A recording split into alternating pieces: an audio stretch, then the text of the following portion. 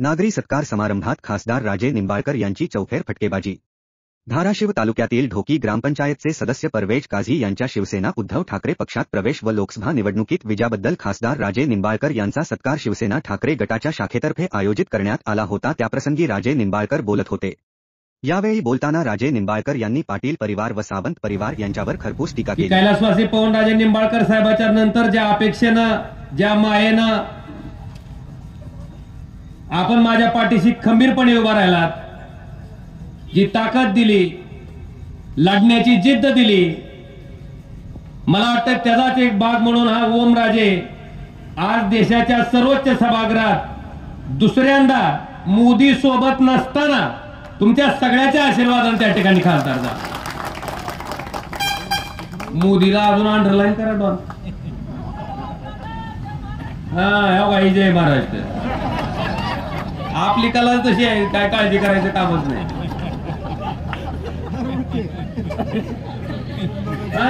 तुम्ही विचार करू नका। मोदीच्या सभेला गाड्या केल्या होत्या, गाडीचे ड्रायव्हर सुद्धा सांगायचं सभेला जायचं तर जाऊ, पण मतदान फक्त मशालाच टाका बरं का ओमदादाला।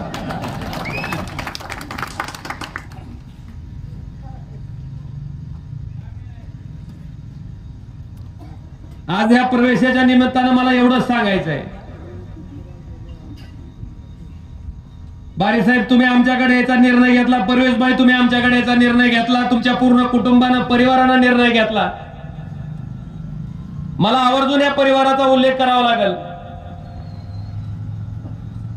त्या झोपडपट्टीवर जर गेलं, कुणाचं काय काम पडलं, बारी साहेबाला जर हात केला मोटरसायकलला, काय पाहिजे, हा चल बस माग, निघाली बारी साहेब लगेच पुढे। हे आहे का नाही खरं? कुठलं का कुणाचं गोरगरिबाचं काम असणार, मग स्वतःचं काम बाजूला, आधी त्याचं काम।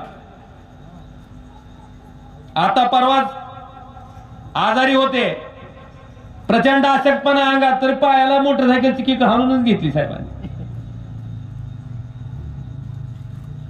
म्हणजे सामान्य माणसाच्या कामाला एखाद्या कार्यकर्त्यानं कशा पद्धतीनं न्याय दिला पाहिजे, त्याच्यासाठी कशा पद्धतीनं झटलं पाहिजे, की नुसतं मतदान आलं पुरतच जाणं नाही। जसं मतदान हक्कानं मागतोय तसं तुमच्यासाठी 5 वर्षात जेव्हा कधी माझी गरज पडेल त्यावेळेस तुमच्यासाठी अधिकारानं उभा राहणारा कार्यकर्ता, ह्या पद्धतीचं काम त्या ठिकाणी बारीबाईने केलं। त्यांच्याच पावलावर पाऊल ठेवून परवेज मला म्हणत होते खाली बसल्यावर, दादा जरा 7ला आला असं तर गर्दी अजून। म्हणलं तुमच्या गर्दीहून काय तुम्ही किती गर्दी ही काढायची गरज नाही, आम्हाला अजून त्या 6 नंबर वार्डात जमू दिलेलं नाही। 6 नंबरच होता का? 7 हा बघ इकडे कवा बी जावा हमेशा माहिती। म्हटलं काय भानगड आहे बाई, पण एक आवर्जून सांगतो, तुम्ही स्वतःच्या रक्ताचं पाणी करून, कष्ट करून, घाम गाळून प्रामाणिकपणे ज्या माणसाची सेवा करीत होता, त्या माणसानं तुमच्या शब्दाखातर तुम्ही सांगाल तिथं मतदान केलं, म्हणून ती वार्ड 6 नंबरचा त्या ठिकाणी प्लस व्हायचा त्यांना कायम तुम्ही केलेल्या कष्टामुळे। मी कायम म्हणत असतो, खरं तर आता त्या पुढच्या नेतृत्वानं विचार करायला पाहिजे की जुन्या काळात काही माणसं प्रेमानं तुमच्या बरोबर बांधली गेली होती, तुम्ही उभारला म्हणजे आपल्या घरातलंच कोणतरी उभारलं असं समजून काम करत होते, तुमच्यासाठी झटत होते, प्रामाणिकपणे प्रयत्न करत होते। मला वाटतंय त्यांच्याकडे बघण्याचा दृष्टिकोन असा की आम्ही नेते आणि तुम्ही कार्यकर्ता। एक लक्षात घ्या, नेता ही सामान्य कार्यकर्त्याच्या ताकदीवर मोठा होत असतो, सामान्य कार्यकर्त्याच्या ताकदीवर त्या ठिकाणी निवडणुका जिंकत असतो। त्यामुळं मी सुद्धा आवर्जून आज सांगतो की जरी आम्ही यशाचे अनेक शिखरं त्या ठिकाणी वर पादाक्रांत केले असतील, तरी ती पहिली पायरी जी आहे, जी आमच्या 4 टोप्या होत्या, ज्याने आम्हाला ही पहिली पायरी दिली, ती पायऱ्या कधी आम्ही आयुष्यात विसरू शकत नाही, त्यांचे परिश्रम कधी आयुष्यात विसरू शकत नाही। कारण त्यांच्या सहकार्यामुळं, त्यांच्या हिमतीमुळं, त्यांच्या आशीर्वादामुळं आज आमचं यशाचं शिखर गाठण्याचं जे स्वप्न आहे ते केवळ त्यांच्या आणि त्यांच्या मेहनतीवरच पूर्ण होऊ शकलं। आज तुमच्यासारखा एक तरुण आमच्या सोबत आहे. सामान्य माणसाचं काम म्हणजे आपली जबाबदारी आहे. सामान्य माणसाच्या प्रत्येक अडचणीत, सामान्य माणसाच्या प्रत्येक व्यथेत आपण त्याला धावून गेलं पाहिजे, त्याला मदत केली पाहिजे. ह्या पद्धतीचं काम मला वाटतं आपल्या परिवाराच्या माध्यमातून कायमस्वरूपी होत आलंय. कैलासदादांनी, नंदुबाईंनी सांगितलं ते अगदी बरोबर आहे की आमच्याकडं नेता, कार्यकर्ता त्याचा ही पद्धत अजिबात नाही. आपण एक कुटुंब म्हणून काम करतो. आणि सगळ्यात महत्वाचं, आमच्याकडं सगळ्याला संधी मिळती. बरोबर भाई, आमच्याकडे असं नाही की फक्त एकाच कुटुंबाची मक्तेदारी, बाकीच्या निस्त्या सतरंजा उचल, तसलं आमच्याकडे नाही. ज्याच्यात क्षमता आहे, ज्याच्यात ताकद आहे, ज्याच्यात धमक आहे, त्या प्रत्येक माणसाला संधी द्यायचं काम आणि सामान्य माणसाला त्या ठिकाणी आमदार, खासदार, मंत्री करायचं काम जर कुणी केलं असेल तर हिंदुराजे सम्राट शिवसेना प्रमुख बाळासाहेब ठाकरे यांच्या शिवसेनेनंच केलं आणि त्यांच्या पाठीमागं आदरणीय पक्षप्रमुख उद्धवजी ठाकरे साहेबांनी केलं. त्याच्यामुळं आमच्याकडे तुमच्या प्रत्येक क्षमतेनुसार संधी मिळाल्याशिवाय राहणार नाही. तुमच्यात ती ताकद असेल, तुमच्यात ती धमक असेल तर कुणी सुद्धा तुमच्या तिथं वाटेत कोण अडथळा यायचं किंवा आणायचं काम करणार नाही. मी बघतो तुमच्याकडची सुद्धा जुनी पद्धत, जरा कार्यकर्त्याचं नाव व्हायला की ह्यांच्या पोटात आगच. अरे त्याच्यामुळे तर आपण आहो की कार्यकर्त्याचं नाव व्हायला लागलं, कार्यकर्त्याचं कौतुक व्हायला लागलं तर नेत्याला आनंद वाटला पाहिजे. अरे आपण घेतलेली निवड, आपण केलेली निवड योग्य आहे, आज त्यानं सामान्य माणसाच्या मनात स्थान निर्माण केलंय, ह्याचा आनंद आपल्याला वाटला पाहिजे, ह्याचा अभिमान आपल्याला वाटला पाहिजे. तसं नाही, त्यालाच कसं बोलायले, त्यालाच कसं बघायला लागले, ही पद्धत काय बघ. आज आमच्याकडे तसलं पायात पाय घालणारी तर विषयच नाही. तुम्ही कुठल्याही सामान्य माणसाच्या कामासाठी कधी आम्हाला उठवा, आम्ही नेता म्हणून नाही तर तुमचा एक सहकारी म्हणून तुमच्यासाठी कायमस्वरूपी आमच्या निम्या रात्री सुद्धा हाक मारा, तिथं ओन यायला आम्ही तुमच्या सोबत असू. हे सुद्धा वचन मी आजच्या कार्यक्रमाच्या निमित्तानं आपल्या सगळ्यांना देतो. आपण बघितला असेल महाराष्ट्रामधला कोरोनाचा काळ, बघितला का नाही? अक्षरशः माणसं कशी मरत होती बघितलंय आपण, काय अवस्था होती, काय परिस्थिती होती. तशा संकटाच्या काळात आदरणीय पक्षप्रमुख उद्धवजी ठाकरे साहेबांनी हा महाराष्ट्राला सांभाळलं, कोरोनाच्या तावडीतनं बाहेर काढलं. देशामध्ये सगळ्यात मोठे असणाऱ्या धारावीच्या झोपडपट्टीमध्ये कोरोना नियंत्रित ठेवणं सोपं काम नव्हतं, पण तेही केलं. सगळ्या समाजातील प्रत्येक घटकाला त्या ठिकाणी सोबत घेऊन या महाराष्ट्राला त्या कोरोनाच्या संकटापासून वाचवायचं काम सुद्धा पक्षप्रमुख उद्धवजी ठाकरे साहेबांनी त्या काळात मुख्यमंत्री म्हणून पाहिलं. आपण सगळेजण साक्षीदार आहेत. उद्धव ठाकरे साहेब ज्या वेळेस कोरोनाच्या निमित्तानं समोर यायचे, कुणाला तर वाटलं का मुख्यमंत्री बोलतोय म्हणून? आपल्याला प्रत्येकाला वाटायचं आपल्या घरातलं कोणतरी माणूस आहे, आपल्या कुटुंबातला कोणतरी कुटुंब प्रमुख आहे, आपल्याला अधिकारानं सांगतोय की बाबा ह्या पद्धतीचं आचरण आपलं असलं पाहिजे. मला वाटतंय आणि त्यांनी सांगितलेला प्रत्येक शब्द न शब्द सामान्य माणसानं प्रमाण म्हणून त्या ठिकाणी त्या प्रकारची शिस्त बाळगली, ज्याच्यामुळं कोरोना आपल्याला त्या ठिकाणी नियंत्रित करता आला. आज आपल्या सगळ्यांमुळं निश्चितपणे या भागाची ताकद तर वाढणारच आहे. आपण मागच्या 2.5 वर्षातलं सुद्धा राजकारण बघितलं असेल. मी सुद्धा राजकारण झाल्यावर मी काकाला अण्णाला सारखं म्हणत होतो, तुम्ही बघा सिनेमा बघितला का तुम्ही कधी, हिंदी मराठी? त्याच्यात तुम्ही बघा पुढाऱ्याचा रोल आला की हिंदी सिनेमात अमरीश पुरी ठरलेलाच आहे आमच्या वाटेला, आणि मराठी असला तर हा निळू फुले. हे बघ चलू दिदान का. मला हमेशा वाटायचं आहे असं का गाड्या सारखं विलनचाच रोल का ती म्हणजे पुढारी म्हणलं की विलनच काय देसाई ठरलेलाच असायचं, अमरीश पुरी निळू फुले. मला सारखा प्रश्न पडायचा, अरे चांगलं बी प्रत्येक क्षेत्र आहे, प्रत्येक क्षेत्रामध्ये चांगले काम करणारी माणसं आहेत, वाईट काम करणारी काही 1-2% असतील, पण ह्याचा अर्थ ती क्षेत्रच वाईट आहे असं नाहीये. पण कायम मला ही प्रश्न पडायचा. त्या प्रश्नाचं उत्तर खऱ्या अर्थानं मला कधी मिळालं तर मागच्या 2.5 वर्षातलं राजकारण बघितल्यावर. कशी आमदार फुटत होती, कशी खासदार सांगत होती, लय अजितदादा त्रास द्यायलाय, आणि आता जर ह्या पक्षात राहायला लागला तर आमचं काय निवडून यायचं खरं नाही, या अजितदादा आम्हाला निवडून येऊ दे. आणि पुन्हा पुन्हा तुम्हाला सगळं माहिती. अगं बया, तीच अजितदादा त्यांच्या सोबत गेला की ती चलते. काय काय कारण देत होती. हिंदुत्व धोक्यात आहे, हिंदुत्व वाचवायचंय म्हणून, बाळासाहेबांचे विचार वाचवायचे म्हणून एक ना अनेक प्रकारचे शब्द आपण ऐकले असतील. मला आवर्जून सांगायचंय की ह्या अशा पद्धतीच्या राजकारणामुळं खऱ्या अर्थानं सगळ्यात मोठं नुकसान कुणाचं झालं असेल तर भारतीय जनता पार्टीचं झालं. कुणाचा बी पक्ष फोडायचा, माणसं आपल्याकडे घ्यायची. तुम्हाला पटतंय का मी? गावात सुद्धा एखाद्या गरीब माणसाचं घर जर मोठ्या सावकारानं जर ताब्यात घेतलं तर अख्खं गाव कोणासोबत राहतंय? सावकारासोबत राहतंय का गरीब माणसासोबत राहतंय? गरीब माणसासोबत. कारण त्याला माहित असतं. त्याच पद्धतीनं भारतीय जनता पार्टी वागली. पहिल्यांदा आमची पार्टी फोडली, आमचा बाण नेला, आम्हाला दिली मशाल. आम्ही बघत होतो तर घड्याळवाल्याचं काय होतं तर घड्याळ गेले घेऊन, त्याला दिली तुतारी. हेच चलू दे म्हणली. कसं आहे ती ही बघितलंय तुम्ही. आम्ही म्हणजे पक्षाच्या पक्ष फोडायचे, आमदाराचे आमदार फोडायचे, आणि पक्षाचा आमचा आहे. बघितला का नाही प्रकार? मला वाटतं ह्या पद्धतीचं जे राजकारण महाराष्ट्रात झालं, आणि त्याच्यातून मला बी लक्षात आलं, एक आमदार तर पाट्या तिथं जाऊन काय काय काय मतदारसंघात बोलला, आणि दुसऱ्या दिवशी तर तिकडं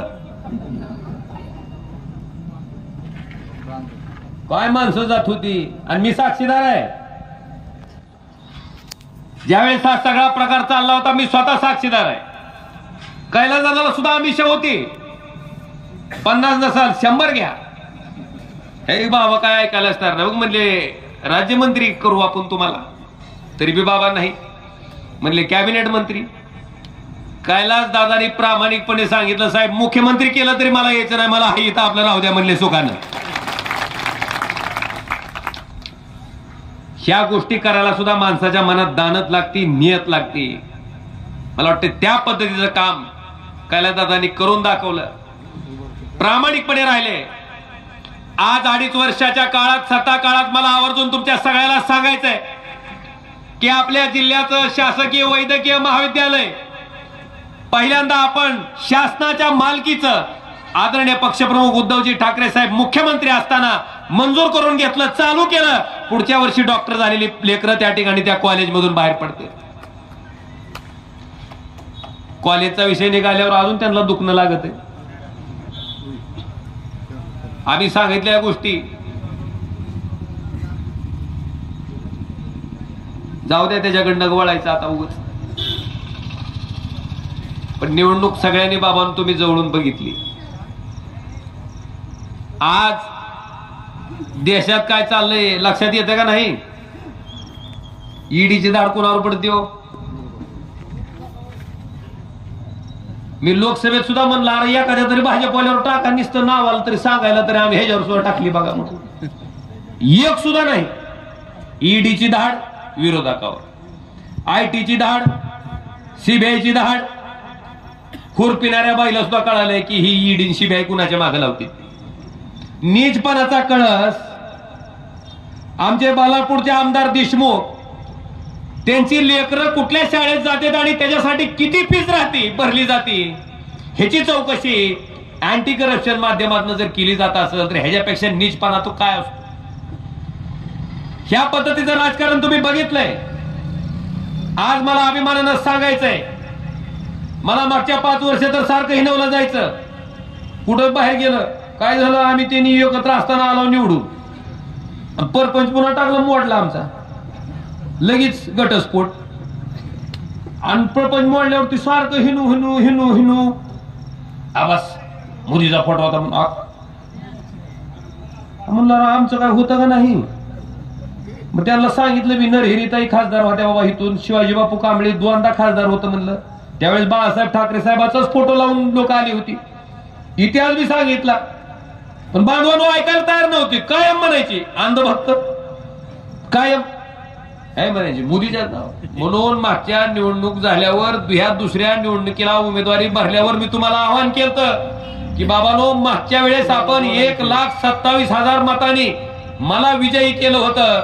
ह्या वेळेस ह्या निवडणुकीत त्याच्यापेक्षा एक का होणार पण आगाव मत टाका, म्हणजे मला छाती ठोकपणे सांगता येईल की मी बाळासाहेब ठाकरेचा शिवसैनिक आहे आणि बाळासाहेबांच्या, उद्धव साहेबांच्या आणि महाविकास आघाडीच्या नावानं आज त्या ठिकाणी एक तरी मत अधिकच घेऊन मी या ठिकाणी निवडून आलो. गमत काय, एक मत नाही आगाव टाकलं. 1,27,000च्या दुप्पट किती होते मला वाटतं टिबल. 3,29,800 पेक्षा अधिकचं मताधिक्य देऊन तुम्ही 72 मतदारांनी दाखवून दिलं की हा हिंदुहृदय सम्राट शिवसेना प्रमुख बाळासाहेब ठाकरेंना मानणारा मतदार. बांधवानो, त्याची सुद्धा जाणीव मला आहे. जेवढं जास्तीचं मताधिक्य तेवढं जास्तीची जबाबदारी आहे. परवेशभाईला सुद्धा माहिती आहे, जरी त्या पक्षात होते तरी आम्ही कधी जाऊन नाही आता आमचा विरोधक जणू काय आता आमचं भारत पाकिस्तानच आहे असलं कधीच नाही. एखादं चांगलं काम जर ती करायला लागले असेल तर आम्ही प्रोत्साहनच दिलं. कधी आडवं गेलो आम्ही मांजरासारखं त्याच्या. आमच्याकडे ती पद्धत बी नाही. मी आता ऐकलं तुळजापूरमध्ये तरी जी सरपंच विरोधात आहे त्याची याचिका दाखल केलेलीच आहे म्हणत सगळी. म्हणजे त्याला काय म्हणते ती दान नको आता ही अजून पुन्हा अजून एखादं काहीतरी, म्हणजे सगळी विरोधात घालवायचे. अशा पद्धतीचा विचार मला वाटतंय ही काय फार काळ टिकत नाही. मला तुमच्या सगळ्याला शेतकरी बांधवाला विचारायचंय की आज तुमच्यातलं जर एखादं लेकरू इंजिनियर झालं, स्वतःचा उद्योग टाकायचं म्हणून बँकेत जर गेलं, 5 लाखाचं 10 लाखाचं कर्ज घ्यायचं असेल, 2 लाखाचं कर्ज घ्यायचं असेल तरी बँकवाला लगेच तुम्हाला म्हणतंय तुम्हाला अनुभव काय विचारतंय का नाही, अनुभव काय. आणि त्या अदानीला पटुशाला एका बी एअरपोर्ट चालवायचा अनुभव नव्हता. एक बी एअरपोर्ट त्याच्या नावानं नव्हतं. अख्ख्या देशातले एअरपोर्ट कुणाला दिले अदानीला. तेव्हा विचारलं का त्याला काय अनुभव आहे म्हणून. ह्या पद्धतीनं देशाचं सरकार चाललंय. गरीब माणूस अजून गरीब झाला पाहिजे, किंबहुना त्याला जगता सुद्धा आलं नाही पाहिजे, त्याला जगणं सुद्धा त्या ठिकाणी सुसह्य झालं नाही पाहिजे. अशा पद्धतीनं सामान्य माणसाला मारायचं काम ही केंद्र सरकार करते. आणि श्रीमंत माणूस अजून श्रीमंत बघितलं असेल तुम्ही. आमचं गरीबाचं लेकरू 50,000 लाख रुपये लोन उचललं तर त्याचा 2,000 रुपयाचा हप्ता भरायला त्या बिचाराकडे पैसे नसते. आणि मध्ये त्या आम्हानीच्या पोराचं लग्न झालं. एक दिवस गाणं म्हणायला त्या परदेशातली बाई आणली, तिचं गाणं एक दिवस म्हणायचं फीस म्हण 62 कोटी. ऐकलं नाही तुम्ही. ह्या पद्धतीनं जर सगळं चाललं असेल तर सामान्य माणसानं डॉक्टर बाबासाहेब आंबेडकरांनी जे संविधान ही लोकशाही टिकावं म्हणून त्या ठिकाणी दिलं होतं या देशाला, ते संविधान वाचवायचं असेल तर सामान्य माणसानं निवडणूक हातात घेतल्याच्या नंतर त्याचा परिणाम कसा होतो हे अख्ख्या महाराष्ट्रानं पूर्ण देशाला दाखवून द्यायचं काम या लोकसभेच्या निवडणुकीत केलंय. त्याला तुम्ही आम्ही सगळेजण साक्षीदार आहे. आज या कार्यक्रमाच्या निमित्तानं मला आपल्याला आवर्जून सांगायचंय की आता परवात काही ओळख नसलेली माणसं बी हिंडायला लागली ती मतदारसंघात. त्याच्या गुडघ्यालाच बाशिंग आहे आमदारकीच. ताई सुद्धा खासदार झाल्याने झेंडत होत्या उमेदवारी मिळाल्या. मला सुद्धा वाटायचं का बाबा शपथ तरी घेऊन येऊ द्यावं म्हणजे थोडं शांत होत. अशी हिंडायला लागली ती हिंडणारीच आम्हाला विचारते ती काय प्रश्न काय विचारला माहिती आहे का तिने. जयंत्याच्या तुम्ही वर्गण्या सुद्धा देत नाहीत खासदार साहेब. एक शहाणा म्हणते त्याचं नाव घेणे इतकं नाही मोठं ती म्हणतंय वर्गण्या सुद्धा देत नाही. त्याला सांगायचंय मला आणि तुम्हाला बी सांगायचंय मला. आज महापुरुषाच्या जयंत्या असू द्या, तुमचा उद्या ईद मिलादचा कार्यक्रम आहे, उरुस आहे, छत्रपती शिवाजी महाराजांची जयंती आहे, छत्रपती संभाजी महाराजांची जयंती आहे, डॉक्टर बाबासाहेब आंबेडकरांची जयंती आहे. अहिल्यादेवी होळकरांची जयंती आहे, अण्णाभाऊ साठेंची जयंती आहे. या जयंत्याच्या वर्गाने काय चाललंय हो? खरं खरं कबूल आहे का हो तुम्हाला? ही कशासाठी चालतंय ही सगळं? खरंच या महापुरुषाचा सन्मान आपल्याला असेल, हे जर खरंच महापुरुषाबद्दल आपल्याला काही वाटत असतं तर वयाच्या 16व्या वर्षी ज्या छत्रपती शिवाजी महाराजांनी रायरेश्वरावर शपथ घेतली स्वराज्य स्थापनेची आणि अख्खा आयुष्य त्या ठिकाणी खर्ची घातला, ते स्वराज्य त्या ठिकाणी निर्माण व्हावं म्हणून त्या शिवाजी महाराजांची जयंती, ह्या महापुरुषांच्या जयंत्या ह्या साजऱ्या करत असताना काय करायली तरुण पिढी? तर सगळ्याकडून वर्गणी गोळा करायची, 2 लाखाची 4 लाखाची सुपारी देऊन मोठा डॉल्बी आणायची.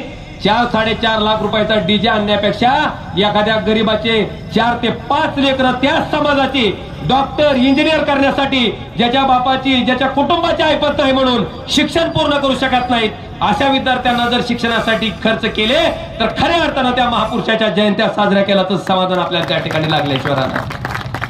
मला वाटतं ह्या पद्धतीची भूमिका त्या ठिकाणी प्रत्येकानं स्वीकारणं गरजेचं आहे. समाजाला काय चांगलं वाटतंय, काय आवडतंय तीच आपण सांगायचं, त्याच्यापेक्षा समाजाला काय गरजेचं आहे, समाज कुठल्या पद्धतीनं पुढे गेला पाहिजे ही सुद्धा सांगायची जबाबदारी मला वाटतंय लोकप्रतिनिधी